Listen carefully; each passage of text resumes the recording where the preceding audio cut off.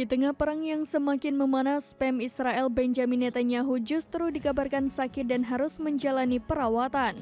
Bahkan kini terungkap untuk bertahan hidup, Netanyahu harus menggunakan alat pacu jantung yang ditanam di tubuhnya. Mengutip The Jerusalem Post via Tribun News, kondisi Netanyahu yang sempat ditutup-tutupi pun kini diungkap oleh kantor PM Israel pada Minggu 31 Desember 2023.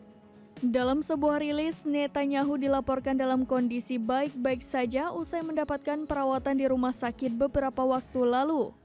Lebih lanjut, dalam rilis tersebut dinyatakan bahwa insiden jantung yang diderita Netanyahu pada bulan Juli akan dibahas secara terpisah.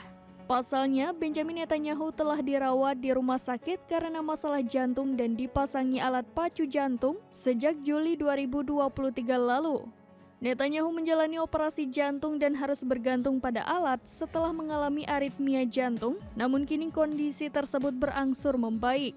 Perdana Menteri Israel itu pun dikatakan bisa segera menjalani aktivitas seperti biasanya. Di sisi lain, Netanyahu juga telah diberi monitor jantung seminggu yang lalu setelah dilarikan ke rumah sakit lantaran disebut mengalami dehidrasi imbas gelombang panas.